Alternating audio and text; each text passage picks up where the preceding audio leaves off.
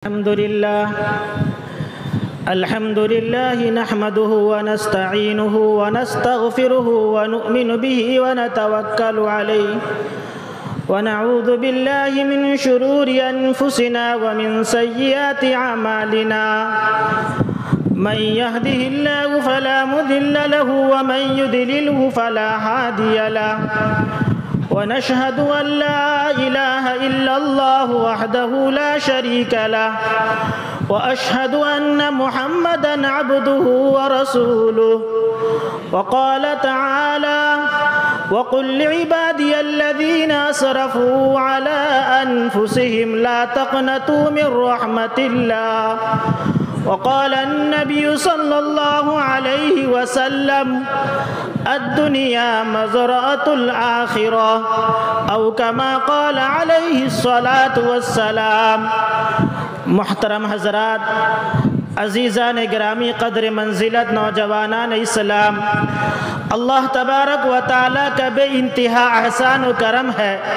اس نے ہم سبوں کو دین کی مجلس میں بیٹھ کر کچھ کہنے اور سننے کی توفیق عطا فرمائی۔ بہرحال میں ایک چھوٹا سا آدمی ہوں، میں ان اکابر جیسے بڑی شخصیتوں کے سامنے کچھ کہنا بے ادبی سمجھتا ہوں۔ دعا کریں اللہ تبارک و تعالی مجھے کہنے سننے سے زیادہ عمل کی توفیق عطا فرمائے۔ دنیا کا ایک اصول، ایک نظام ہے کہ آدمی کہیں جاتا ہے، کچھ سنتا ہے، کچھ کرتا ہے تو اس کے پیچھے کچھ مقصد ہوتا ہے۔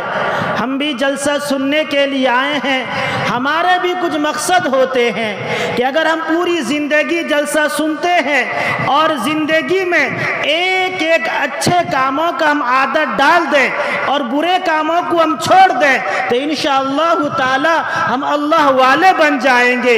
ہم زندگی کے اندر جلسہ سنتے ہیں، دینی مجالس میں جاتے ہیں، لیکن اپنی فطرت کو، اپنی عادت کو بدلنا نہیں چاہتے۔ ایسا نہ ہو کہ ہم رات بھر جتنی رات بھی ہم وعظ سنیں، تقریر سنیں، اس کا نتیجہ یہ ہو کہ ہم صبح کی نماز کو چھوڑ دیں۔ یہ اچھی بات نہیں ہے۔ اللہ تبارک و تعالی ہم سبوں کو صبح کی نماز پڑھنے کی توفیق عطا فرمائے۔ آج کل کے ماحول، حالات کو ہم سب جانتے ہیں کہ ہندوستان کے حالات کیا ہیں، ہندوستان کے حالات کتنے پیچیدہ ہیں، ہندوستان کے حالات کس طرف جا رہے ہیں۔ ایسے حالات میں ہمارے بڑے فرماتے ہیں کہ اپنے آپ کو اللہ والے کے راستے میں ڈالنا چاہیے، اپنے آپ کو اللہ کی طرف مائل کرنا چاہیے، اپنے آپ کو نمازی بنانا چاہیے، اپنے آپ کو دیندار بنانا چاہیے۔ اس کے علاوہ کوئی راستہ نہیں ہے۔ میں نے آیت پڑھا ہوں وَقُلْ لِعِبَادِيَ الَّذِينَ أَسْرَفُوا عَلَىٰ أَنفُسِهِمْ لَا تَقْنَطُوا مِن رَحْمَةِ اللَّهِ۔ اللہ کی رحمت سے ہمیں مایوس ہونا نہیں چاہیے۔ اللہ بڑے کریم ہیں، اللہ بڑے رحیم ہیں، اللہ سب کچھ کرنے والے ہیں۔ کرنے والی ذات اللہ کی ہے، دھرنے والی ذات اللہ کی ہے۔ اللہ تو بڑے کریم ہے، لیکن ہم گنہگار ایسے ہیں، ہم گنہگار ایسے ہیں کہ ہماری توجہ، ہمارا رخ اللہ کی طرف نہیں ہے۔ میں نے ایک واقعہ پڑھا ہوں کہ حضرت بہلول کہیں بیٹھے ہوئے تھے، ایک اللہ والے اس راستے سے گزر رہے تھے کہ دیکھا بہلول کچھ لکھ رہے تھے۔ انہوں نے بہلول سے پوچھا، اللہ والے نے بہلول سے پوچھا کہ بہلول کیا لکھ رہے ہو؟ تم تو جنگل میں رہنے والے، تم دیہات میں آ کر، گاؤں میں آ کر، راستے میں بیٹھ کر کیا کر رہے ہو؟ بہلول کہنے لگے میں کچھ راز و نیاز کی بات کر رہا ہوں۔ اللہ والے نے کہا بہلول ذرا بتاؤ یہ راز و نیاز کی بات کیا ہے؟ بہلول کہنے لگے اصل میں اللہ سے بندوں کا تعلق جوڑنا چاہ رہا تھا۔ میں نے اللہ سے عرض کیا اللہ ان بندوں کو معاف کر دے، ان کے گناہوں کو معاف کر دے، ان کے خطاؤں کو معاف کر دے، ان کے لغزشوں کو معاف کر دے۔ اللہ نے کہا ان بندوں کو کہہ دو کہ وہ اپنا رخ چینج کر دیں، وہ میرے دربار میں آ جائیں، میرے راستے میں آ جائیں، نبی کے راستے میں آ جائیں، نبی کے طریقے میں آ جائیں، نبی کے اصول میں آ جائیں، تو اللہ نے یہ کہا ہے۔ پھر اللہ والا نے پوچھا کہ بہلول کیا بات ہوئی، معاملہ کیا ہوا؟ بہلول کہنے لگے اس وقت اللہ تو مانتے ہیں، اللہ مان لیے ہیں، لیکن یہ بندے اپنے رخ کو بدلے ہوئے ہیں، اپنے رخ کو مسجد کی طرف نہ کر کے بازار کی طرف کیے ہوئے ہیں، اپنے عادات کو بدلے ہوئے ہیں۔ وہاں تو اللہ مان لیا ہے لیکن بندے نہیں مان رہے ہیں۔ پھر کچھ دن کے بعد وہی اللہ والے نے دیکھا کہ بہلول ایک قبرستان میں بیٹھا ہوا تھا۔ پھر وہ بزرگ پوچھنے لگے بہلول یہاں کیا کر رہے ہو، کیا کام ہے تمہارا؟ بہلول اسی طرح کہنے لگے کہ یہاں بھی میں کوئی راز و نیاز کا بات کر رہا ہوں، اللہ سے کچھ بات کر رہا ہوں۔ پھر وہ اللہ والے ٹھہرے، پوچھے بہلول کیا بات ہے، ذرا مجھے بتا دو، معاملہ کیا ہے، مجھے بتا دو۔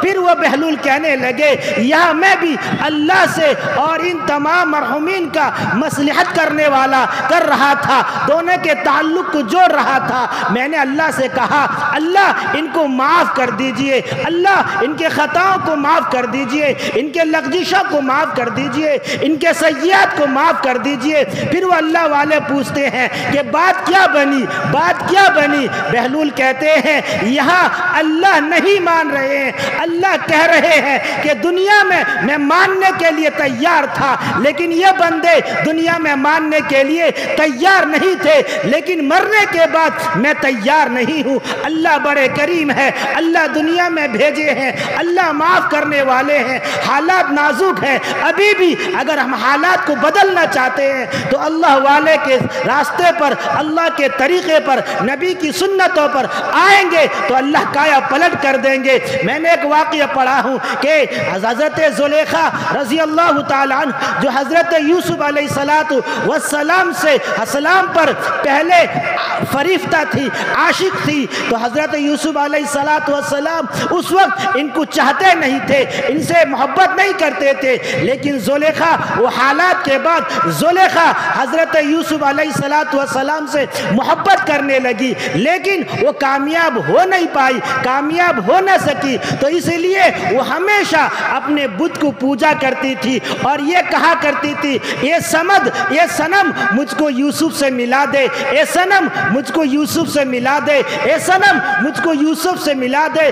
ایک زمانے تک اس نے صنم صنم کہہ کر پکارتی رہی، صنم صنم کہہ کر چلاتی رہی، صنم صنم کہہ کر اپنے طالب کو یاد کرتی رہی۔ ایک زمانے کے بعد، کئی سالوں کے بعد اچانک اس کی زبان سے نکل گیا کہ اے سمد مجھے تو یوسف سے ملا دے۔ کتاب میں لکھا ہے کہ اللہ کے فرشتوں کو اللہ نے آواز دی کہ یوسف کے گھوڑے کے رخ کو موڑ دو۔ فرشتے کہنے لگے اللہ ہم دیکھتے ہیں، ہم جانتے ہیں کہ زلیخا صنم کو پکار رہی تھی، آپ کو پکار نہیں رہی تھی، آپ کو بلا نہیں رہی تھی، آپ کو یاد نہیں کر رہی تھی، غلطی سے اس کی زبان سے سمد نکل گیا ہے۔ اللہ کہنے لگے میرے فرشتوں، جس نے ایک زمانے تک، کئی سالوں تک اگر اس نے صنم کو پکارا، صنم نے نہیں سنا، اگر غلطی سے اس نے سمد کو پکارا، تو اگر سمد نہیں سنے گا تو دونوں میں کیا فرق آئے گا؟